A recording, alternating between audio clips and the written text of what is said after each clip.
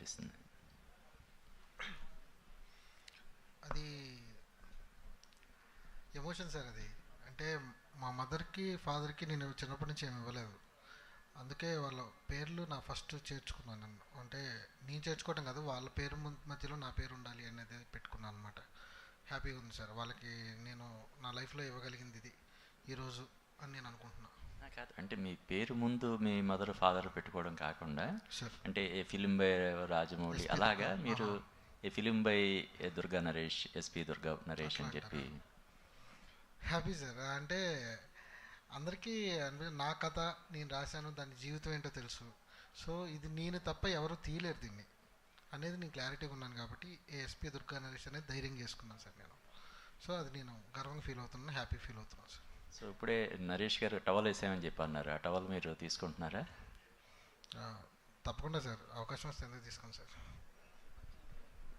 తిరువిరి గారు అన్న, రాకాల్ లాంటి పోస్టర్ చాలా పెద్ద బడ్జెట్స్లో వస్తుంది సినిమా, అల్లు అర్జున్ గారు చేసిన సినిమా. కానీ ఫ్యాన్ ఎడిట్స్ కూడా చాలా వరకు వచ్చాయి. కానీ మీరు అజయ్ ఘోష్ గారికి ఎడిట్ చేశారు. బట్ అంటే ఫ్యాన్స్ మనోభావాలు చాలా ఈజీగా దెబ్బతింటున్నాయి. ఏం రిస్క్ అనిపించలేదా మీకు? లేదండి, అంటే నేను అల్లు అర్జున్ గారికి ఫ్యానే. అయితే అల్లు అర్జున్ గారు ఈరోజు పుష్ప తర్వాత ఎలాగైతే పాన్ ఇండియా కాదు, ఇప్పుడు రాకా తర్వాత యూనివర్సల్ స్టార్ అవ్వబోతున్నారు. సో ఇట్స్ కైండ్ ఆఫ్ ఏమంటారు, మా హ్యాపీనెస్. దాని తర్వాత ఐ లవ్ యూ డాడీ అని కింద ఏదైతే రాసిందో, సో అల్లు అర్జున్ గారి ఫ్యాన్స్ ఏదైతే ఉన్నారో వాళ్ళని ఎవరిని హర్ట్ చేయడానికి కాదు, ఒక యూనివర్సల్ స్టార్ అవ్వబోయే అల్లు అర్జున్ గారి ఫ్యాన్ నేను కూడా. సో ఇట్స్ ఒక డాడీకి ట్రిబ్యూట్ లాగా చేశాను తప్ప వేరే ఉద్దేశం ఏమీ లేదు. ఓకే, నితిన్ గారు